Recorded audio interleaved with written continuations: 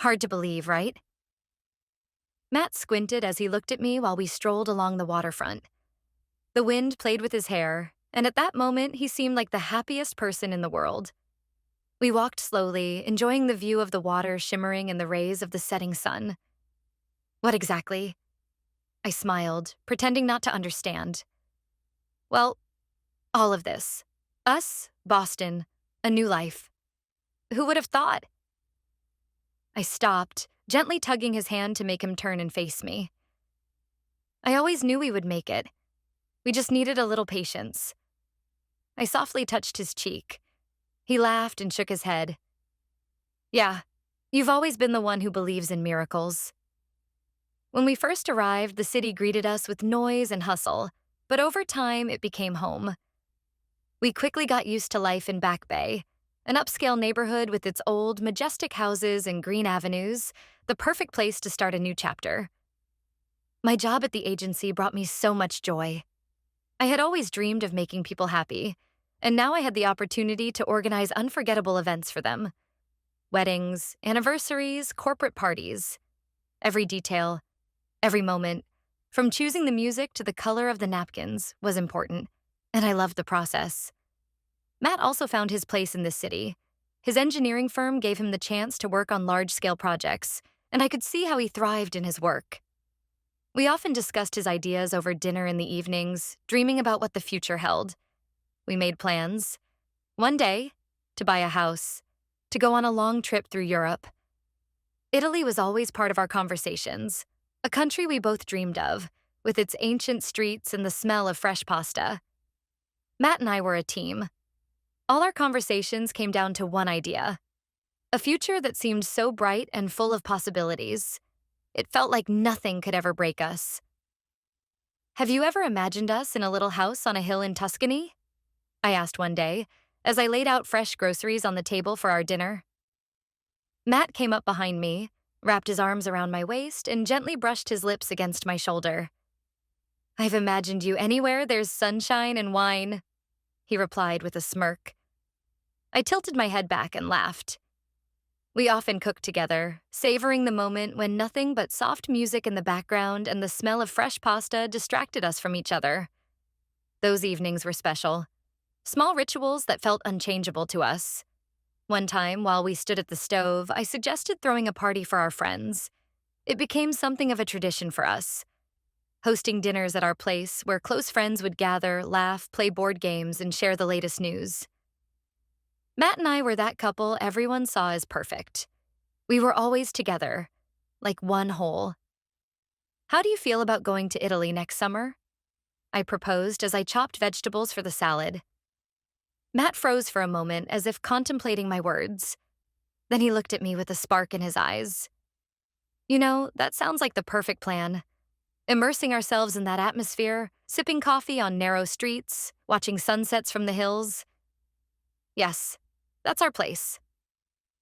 These conversations were like windows into our future.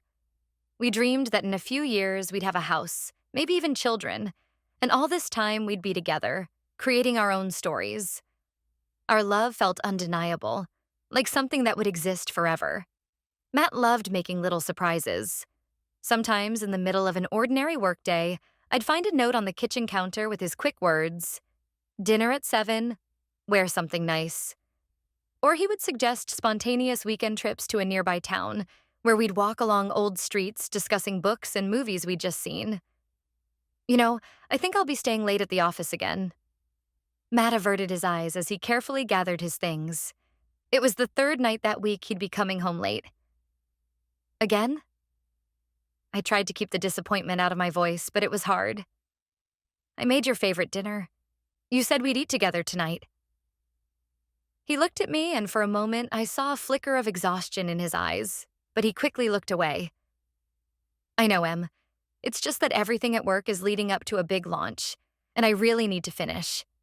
I promise, as soon as things settle down, we'll make up for it. He quickly kissed me on the forehead and disappeared through the door. I was left alone in the kitchen, with a plate of his favorite ravioli, which was already starting to cool. The silence weighed on me more than usual.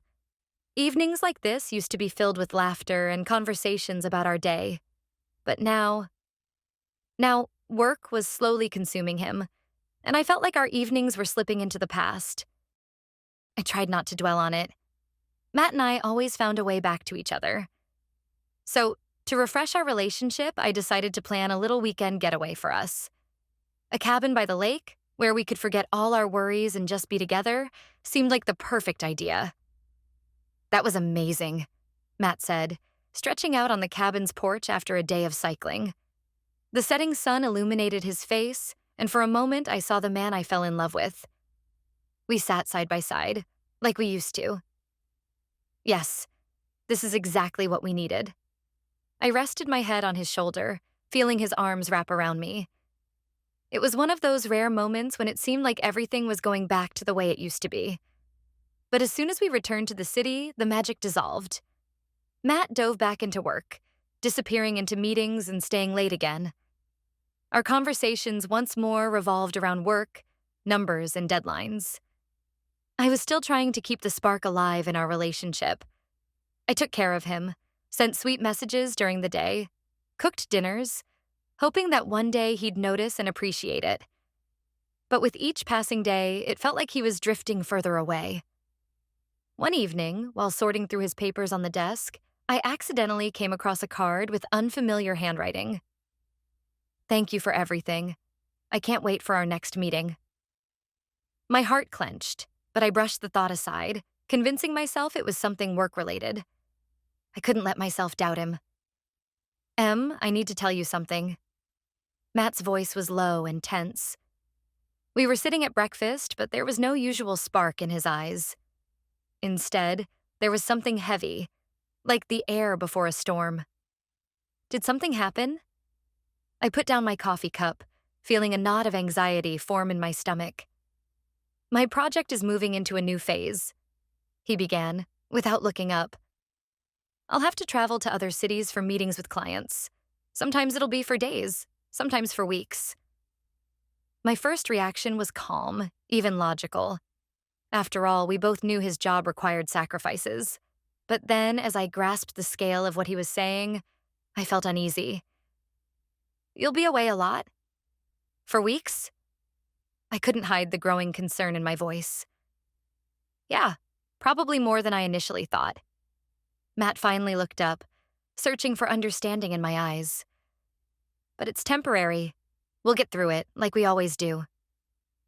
"Of course." I tried to smile, but it felt forced. We always got through things, but the feeling that he was drifting further away scared me more than I was willing to admit. In the following days, everything began to change.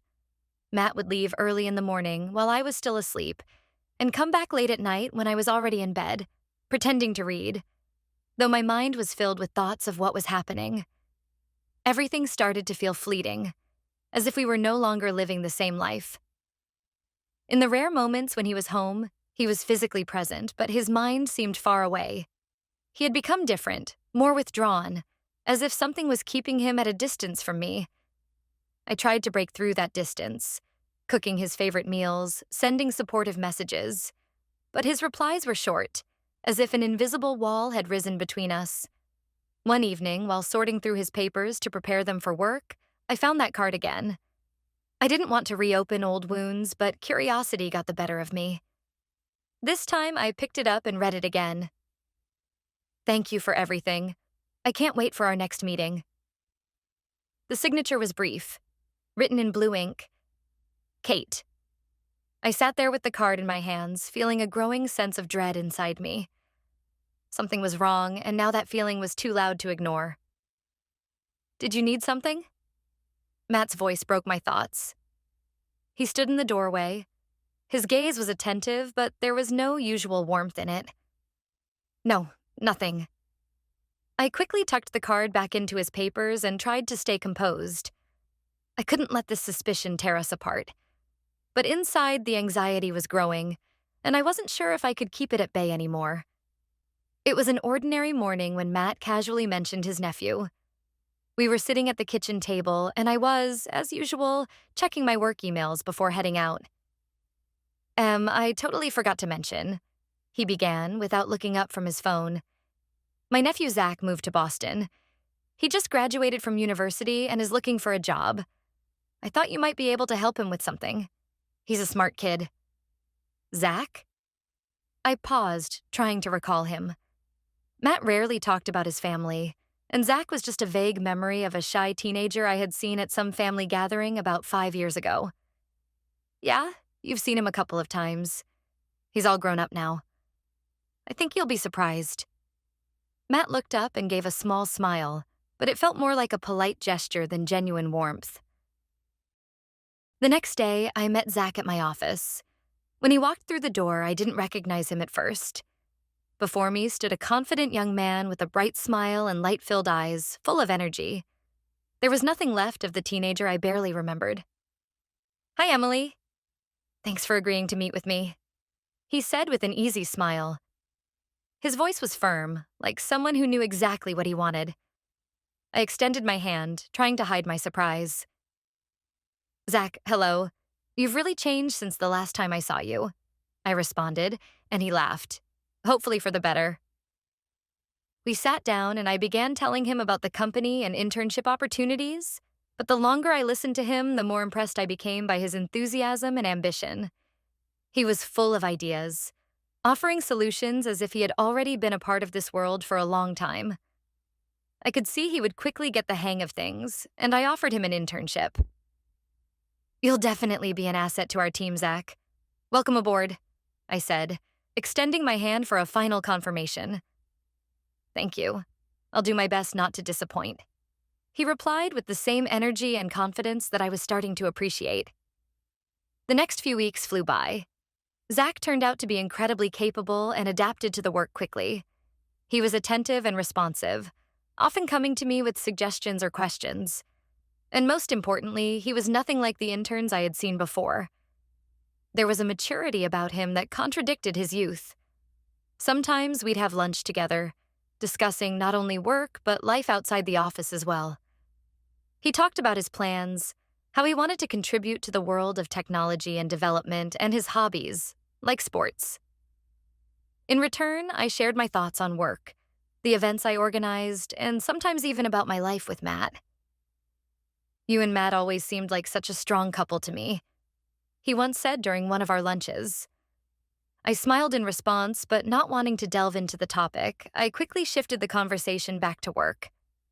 Back then, I didn't realize that this conversation would be the first of many personal discussions we'd begin to have. My lunches and work meetings with Zach started becoming something more than just professional interactions. It wasn't only about work anymore, but also moments when we shared our thoughts, life stories, and plans for the future. He was a real breath of fresh air that brought life into my otherwise gray and monotonous days.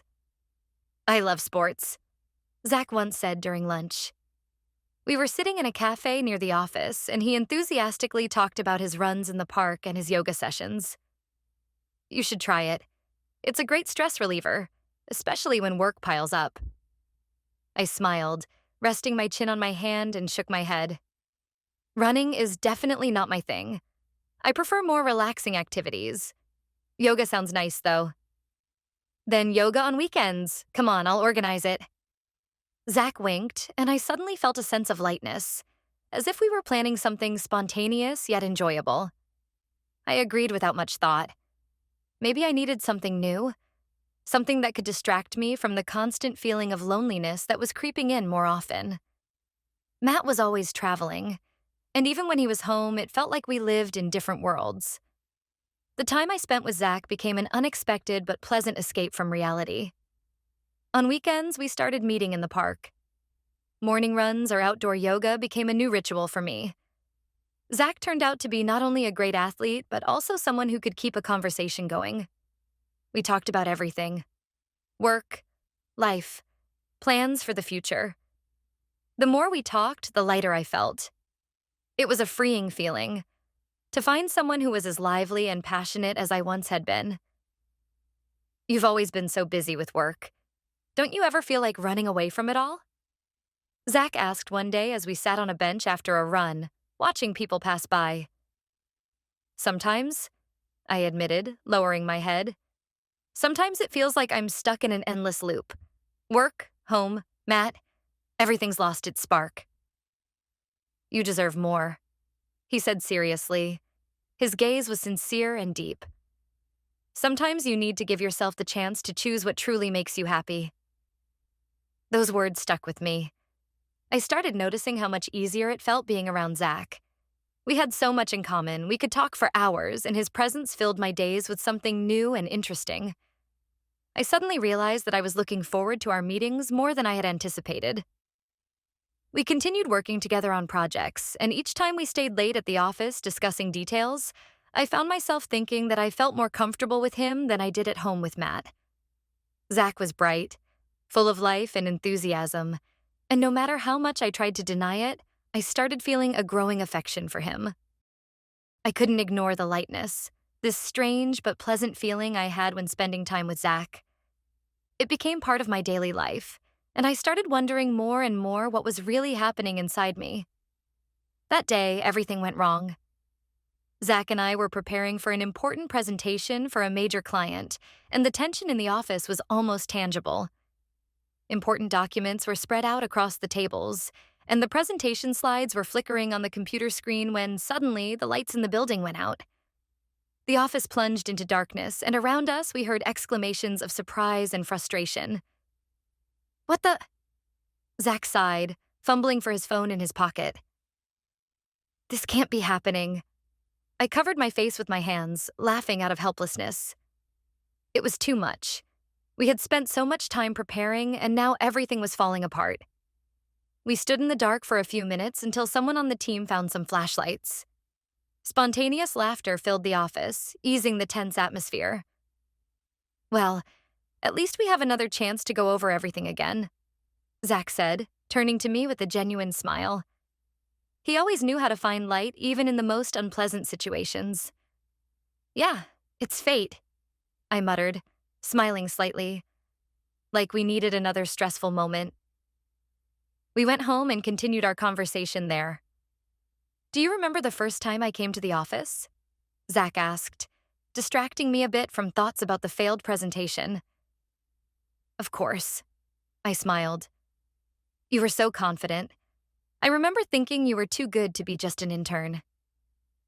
"Well, maybe it was because I was a little nervous," he replied with a light smile. "You seemed so serious and focused back then. I was afraid you wouldn't take me seriously." I laughed. Zach, who now seemed so confident and at ease, had been nervous? It was hard to believe. "I remember when you offered me the job. That was a huge step for me," he continued, looking into my eyes. "You gave me a chance, and I'm grateful for that." "Zach, you earned your place," I said sincerely. "You were the best among the interns we had. I never doubted you for a minute." He paused for a moment, staring into his coffee cup, then looked up, and I felt his gaze become more serious than usual. He leaned in toward me. "You know, Emily, I enjoy being around you," he said softly. "You're an amazing woman, and I'm glad fate brought us together." He leaned in and kissed me. I was stunned but didn't resist. And it happened. "You mean a lot to me," Zach said. Meanwhile, things at home were becoming even more tense. Matt was like a shadow of himself, always busy, constantly with his phone in hand, as if his thoughts were far away. He was traveling for work more often, and when he came back, it felt like he was a different person. Tired, distant. Our conversations had dwindled down to the mundane. Daily schedules, work, deadlines. We hardly talked about us anymore. "Matt, maybe we could go out for dinner tonight," I asked one evening when he returned from work. I was trying so hard to find moments for us, though they were becoming rarer. "I'd love to, but I have a Zoom meeting with a client," he replied without even looking up from his phone. We haven't gone out together in so long. I tried to keep my voice calm, but it trembled despite my efforts. Matt finally looked up from the screen and glanced at me, but his gaze was tired and unfocused. I know, but things are just too stressful right now. As soon as I get through this project, we'll go somewhere. I promise." I heard the same familiar excuse. His work had become the top priority, and our relationship seemed to have lost its importance. I tried not to show how much it hurt, but inside my frustration was growing. Weeks went by, and Matt's business trips got longer. I suggested the trip we had always dreamed of, to Italy. But each time there was an excuse. Work, timing, it wasn't the right moment. "Do you even want to go?" I blurted out one day when I suggested the trip again. Matt gave me a quick glance before turning back to the documents on his desk. "Of course I do, it's just not the right time." "You've said that so many times. How much longer do I have to wait?" The silence that followed my words was almost deafening. He didn't say anything more, and I realized the conversation had hit a dead end. Meanwhile, my relationship with Zach continued to grow. We were spending even more time together, especially when work required late nights at the office. Zach was attentive, caring, and with him, I felt alive again. These moments with him started to take up more space in my life, while the distance with Matt seemed to only strengthen my connection with Zach. "Why don't you try talking to Matt about what's going on?" Zach asked one day when we were sitting over coffee after another late night at work. "I've tried," I sighed, shaking my head. "But he always has excuses. It seems like his work is all that matters to him. I don't know how to break through this wall." Zach looked at me intently, his gaze full of understanding and empathy. "You deserve more, Emily. You deserve to be with someone who sees the world in you." His words, spoken with such sincerity, hit me hard. I had been trying to ignore it, but my feelings for Zach were becoming more and more obvious. He had everything I was missing in my relationship with Matt: attention, support, genuine interest. That evening, Zach and I stayed late at the office again, working on the final details of an important project. Time flew by, and when I looked at the clock, it flashed 10:30 p.m. Most of the staff had long since left, and the building was filled with silence. "Looks like we're almost done," Zach said, gathering the papers and giving me a gentle smile. "We did a good job today." I nodded, but I was too deep in my thoughts. With every glance from him, with every moment we shared, I felt more and more that I couldn't ignore how things between us had changed. "Emily." His voice suddenly grew serious. He took a step toward me, and I felt the air in the room grow tense. I looked at him, and in his eyes I saw something more than just friendly understanding. Zach slowly stepped closer, his expression serious, and there was a sincerity in his gaze that was impossible to ignore. "I can't hide this anymore." He finally spoke, taking another step forward, his voice quiet but firm. "Emily, I feel more for you than just friendship. I enjoy spending time with you, and I cherish every minute we have together. You've become more important to me than I ever expected." I froze, feeling his words resonate deep inside me. My heart started to beat faster, and I didn't know what to say. Thoughts rushed through my mind. Matt, our relationship, everything we had been through. But at the same time, I felt a pull toward Zach. I couldn't deny it anymore. "Zach," I whispered, not knowing how to continue. "I know this is complicated and I don't want to pressure you," he added, seeing my hesitation. "But I just can't stay silent anymore. I can't pretend this is just work or friendship. For me, it's so much more." I felt his words pierce through me. All the time we had spent together, all the attention I hadn't been getting from Matt, I had found in Zach. And this had become a reality I could no longer ignore. "Zach, you're a good person," I began, gathering my thoughts. "And I can't deny that I feel something for you too. But—" My words hung in the air. I couldn't finish.